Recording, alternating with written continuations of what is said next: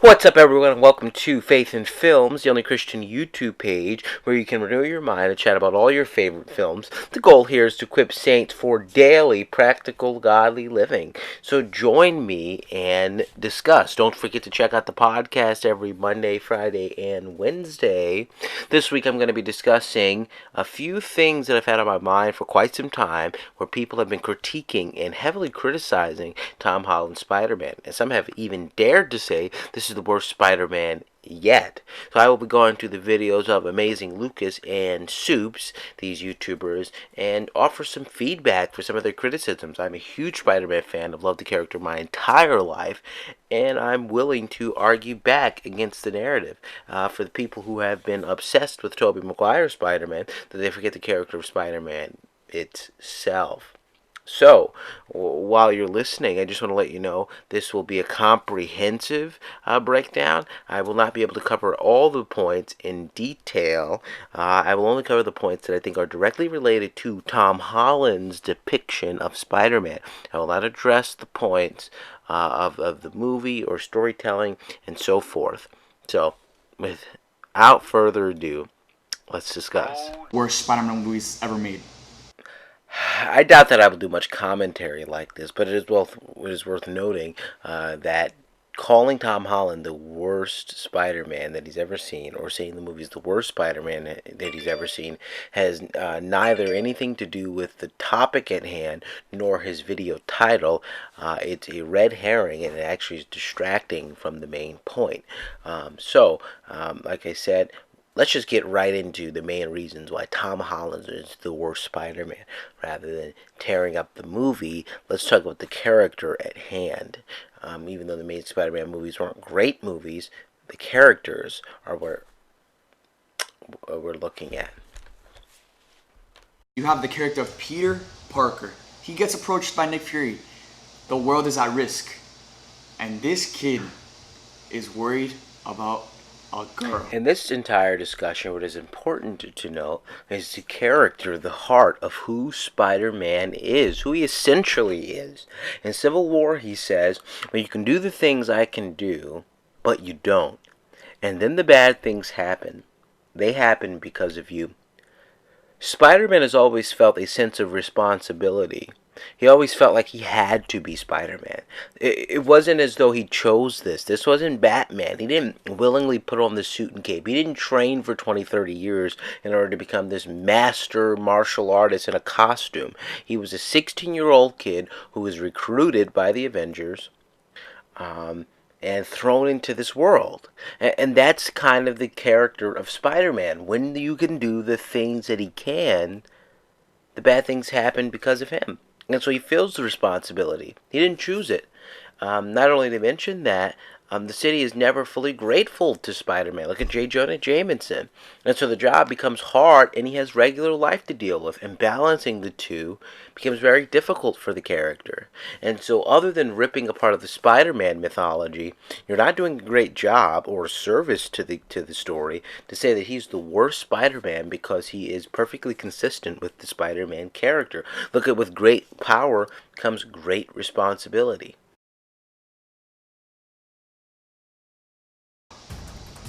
If Tobey Maguire, if his Spider-Man was approached by Nick Fury about the world is at stake and they need him to help save the world, Tobey Maguire is gonna be, oh, MJ, I want to be with MJ. No. Tobey Maguire. Again, it is worth noting, Nick Fury is not signing a check over to Spider-Man. He's 16. Okay, kids drop out of school all of the time because the pressure becomes too hard, and they know the stakes. They know what's ahead of them. They know what might possibly end for them if they don't finish school, but they do it. This is perfectly realistic. The issue is we're wishing for characters to be other than what they always have been, and that's human. Okay, the fact that Spider-Man wishes to give up Spider-Man for MJ is perfectly consistent. Okay, one might argue that the animated series from the 90s is the best depiction of Spider-Man that we've ever gotten. So let me play a clip for you guys and tell me if this is consistent with the character of Spider-Man. And then I will remind you some of the mistakes that Tobey Maguire's Spider-Man made. city has a new hero. Mysterio. A real hero. Gasp, A man. man who...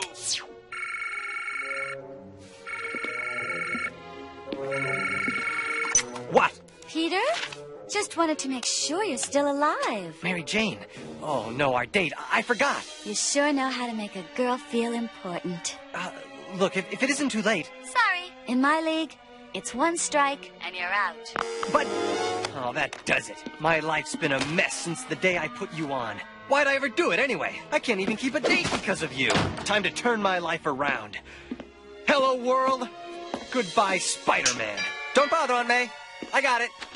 Okay, I guess one could argue while looking at those clips that the reason that he gives up Spider-Man is not necessarily MJ, but a lot of factors playing in. One, a thankless world. We have Mysterio being attributed to being the best superhero, while Spider-Man is being accursed. Not only is that not working out for him, no appreciation. Very essential to the Marvel characters. Stan Lee and Steve Ditko wanted to do. They really wanted to give you real characters, grounded characters, affected by the world around them. Whereas DC, the characters are really stand above the crowd. Really, there's not much interaction between them and the crowd. It's they're saving regardless of that. But that misses the fundamental point to Spider-Man. Okay, he is affected by that stuff. And not only that, the girl of his dreams, the girl that he loves, he can't get. Because of this double or dual identity. He can't tell her he's Spider-Man, and he's blowing it every single chance that he gets. And so what does he say? Goodbye, Spider-Man. This is from the animated series in the 90s. This is Spider-Man at his core. Can't you understand? I'm in love with Mary Jane. Peter, all the times we've talked of honesty, fairness, justice, all of those times I counted on you to have the courage to take those dreams out into the world. I can't live your dreams anymore. I want a life of my own. As he points out, he wants a life of his own. Perfectly consistent with this character, grieving over the fact that he has to deal with superhero responsibilities and balance that with his everyday life. And that's the relatability of it. At the end of the day, he's still that kid from Queens. And Uncle Ben, of course, being the voice of reason, has to wake him up and let him know the truth. You've been given a gift, Peter. With great power comes great responsibility.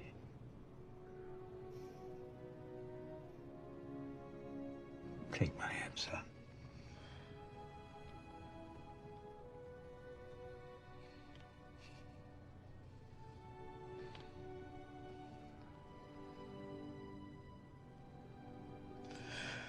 No, Uncle Ben. I'm just Peter Parker. I'm Spider-Man. No more. No more.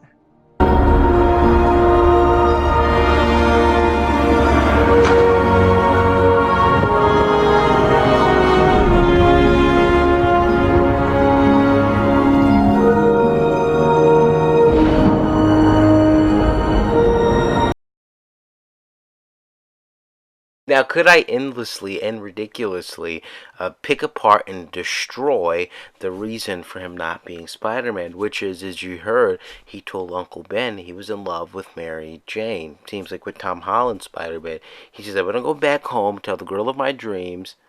That's what he was doing. Uncle Ben has always been that voice of reason for Peter, whereas Happy serves that role in this film. I think the issue is not so much that this is not a good depiction of the character.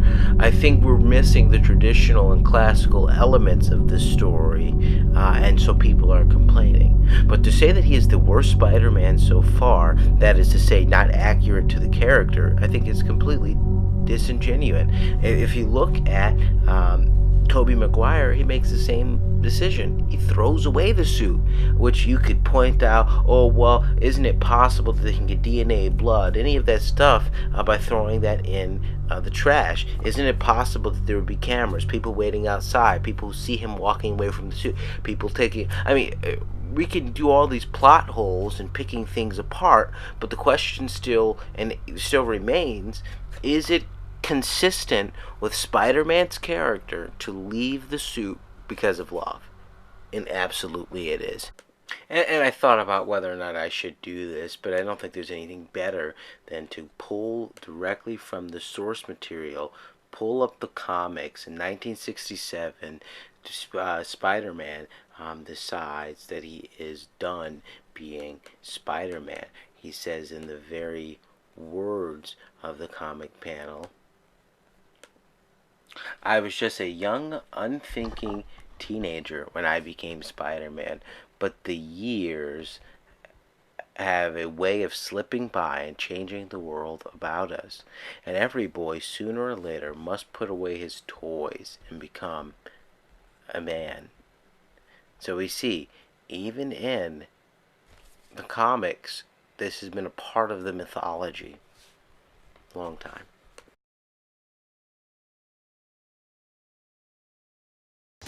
Or Andrew Garfield, because Andrew Garfield is way better than Tom Holland in my opinion. But both of them would be like ready for the fade, dude. Yeah, I'll let you decide if he's ready for the fade. Ready for the... I'm just Peter Parker. I'm Spider-Man. No more. Hey, dude. Ready for the fade.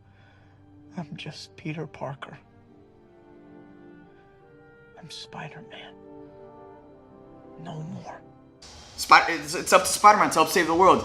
And this kid is worried about getting with a girl. Just... You would think. We don't seem to be grasping the fact that real people make real, irrational decisions. But that's a part of being human. Let's see if Spider-Man agrees with you. I'm just Peter Parker. I'm Spider-Man. No more. The world. And this kid is worried about getting with a girl. Just... You would think. I think so often we get wrapped up in the mythology of Spider-Man and the quote, "with great power comes great responsibility," that we forget the reason Uncle Ben said that to Peter. And the reason for that is because of Peter's great irresponsibility and because of the decisions that he makes that are irresponsible. Look at the clip prior. Tobey Maguire, Spider-Man. He says, I'm not going to be Spider-Man anymore. Why? Because of MJ. That's who Spider-Man is. And so the beauty of that is dealing with this character and watching him grow. And that's what happens in Spider-Man Far From Home. He grows.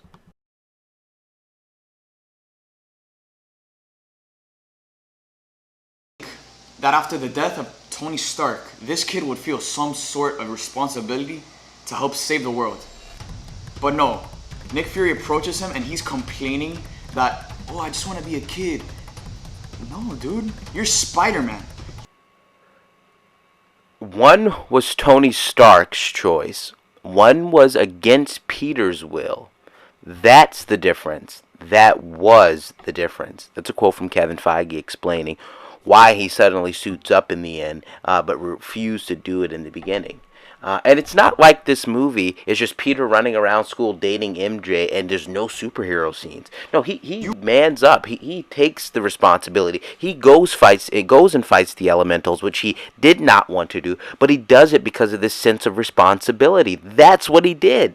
Whereas we have Tobey Maguire Spider-Man not only leaving the suit at home, which is what Tom Holland Spider-Man wishes to do, but he throws the suit out. How irresponsible is that? If anything, Tom Holland Spider-Man is more responsible. He says, no, I'm just going to not be Spider-Man on my field trip. Okay, for what, 3 days? He doesn't have the right to not be Spider-Man for 3 days? Tobey Maguire Spider-Man was so radical, so in love, that he was willing to throw out the suit. In fact, it got into the hands of J. Jonah Jameson. He gave up, period. He said, I'm done with this. So if you want to talk about irresponsibility, talk about Doc Ock destroying cities, throwing buses or cars through windows, killing people, and Spider-Man saying, I'm permanently done with the game. Not just for this weekend, but permanently. Give me a break. I think Tom Holland Spider-Man is not only more responsible, but I think he's a better Spider-Man. He fits all of the descriptions and characteristics of Spider-Man. You are. MJ tells Peter that you're Spider-Man. Like, I know you're Spider-Man. And then after that, she says that the only reason she's been watching him is because she suspected that he was Spider-Man. Then at the end of the movie, after everything has settled, the dust has settled, Spider-Man defeated Mysterio. MJ somehow runs over to Peter, and Peter is walking, and they meet, and they have a conversation, and then she basically says that wasn't the only reason why she was watching him. Dude, MJ's a clout chaser. The only reason she's with Peter is because he's Spider-Man. Other than Andrew Garfield's Spider-Man, I genuinely think that this is one of the few times Mary Jane is truly invested in Peter, so I couldn't disagree more.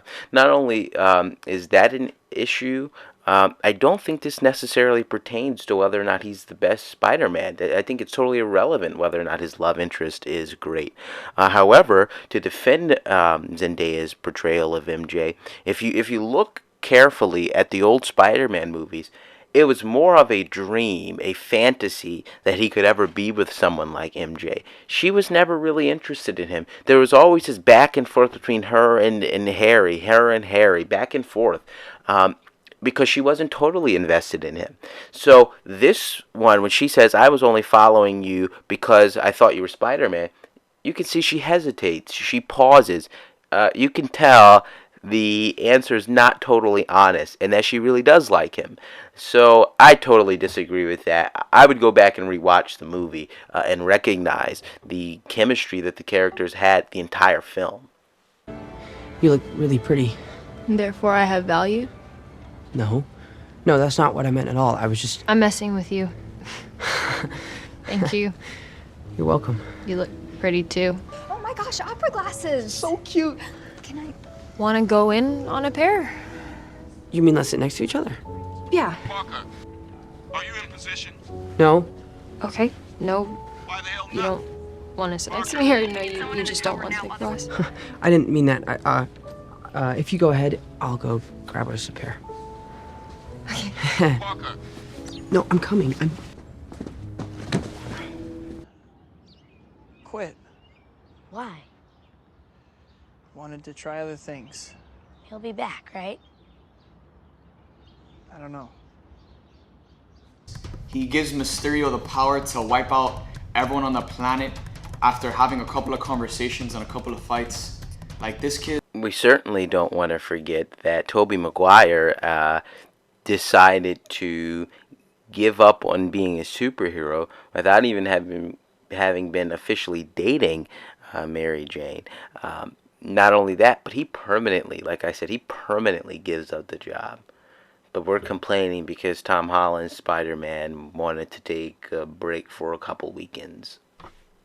It just has no sense of responsibility. And with the character of Spider-Man, that is literally one of the most iconic lines and one of the most important attributes to the character of Spider-Man. With great power comes great responsibility. And after the death of Uncle Ben, Peter feels a sense of responsibility that he has to live up to those expectations. He has to throw his old life away because he has to be there for Aunt May the same way he wasn't there for Uncle Ben. And even after the death of Uncle Ben, which seems to be non-existent in the universe of the MCU, and even after the death of Tony Stark, which we know Peter and Tony had that very strong, solidified relationship, even after those two deaths, this kid still feels no sense of responsibility. And that's literally what makes up the character of Spider-Man. Now, getting back to the relationship between Peter and MJ.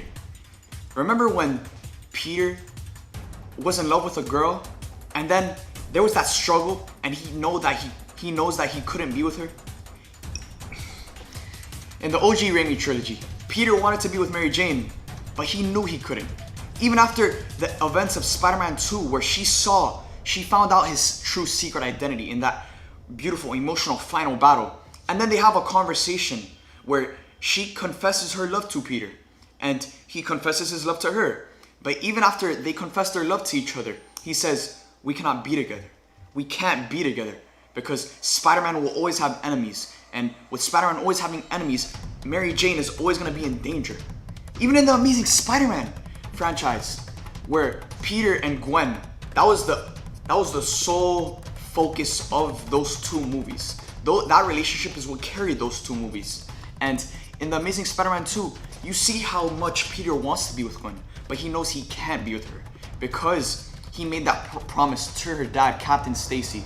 And he knows that Spider-Man will always have villains and Gwen will always be in danger if she is with Peter.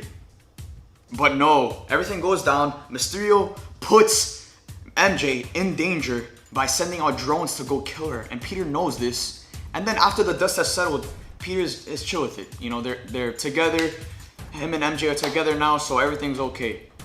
And then on top of that, he's taking her through joyrides through New York City.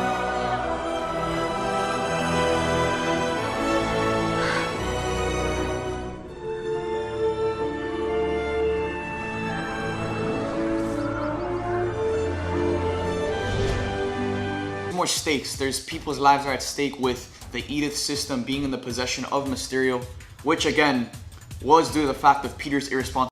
And that's what makes him so cool. His mistake led to the death of Uncle Ben. Peter is so human. He's so real. He's just like us. And yes, the mistakes always come back to bite him. But that's always been the Spider-Man character, and I'm not seeing why this is being viewed as a negative for Tom Holland, but a positive for Tobey. It's him. Gets his butt ran over by a train, and he just brushes it off like if nothing. Like, no broken bones. You know, they give us that scene where Happy is stitching him up. I'm sorry, if you get hit by a train, a few stitches isn't what you're going to receive. You're going to receive broken bones.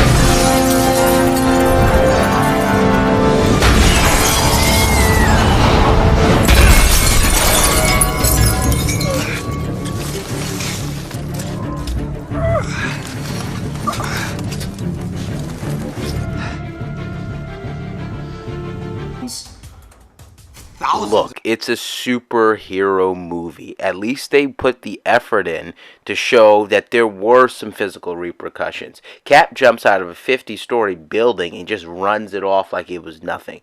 He didn't cut his face, nothing like that, which is unrealistic. Don't forget, Spider-Man is physically superior to Captain America. His enhancements are greater. So we're just nitpicking at this point. Stitches. I don't even think this kid is a hero at all. So the fact of the matter is this kid is not a man. So they gotta stop saying Spider-Man Far From Home, Spider-Man Homecoming. No, this kid isn't a man. This kid is a boy who needs everyone's help, who has no sense of responsibility. We may have watched a different movie, but I do recall him fighting the elementals every step of the way, not permanently forfeiting his Spider-Man costume for some girl who doesn't really like him, who's dating another guy, and who has shown total disregard for this character.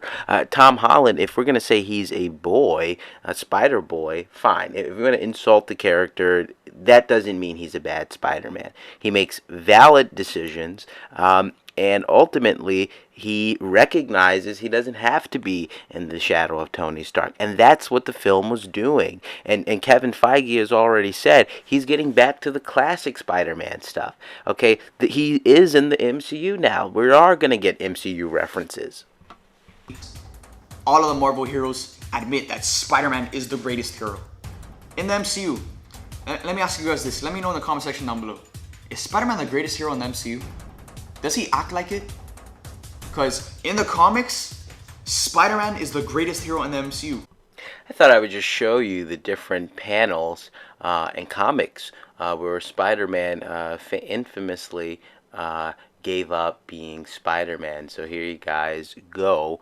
So you can see this isn't something new. This is totally consistent with the character. Like, he has struggles, right? He's living in a crap hole. He can't pay the rent.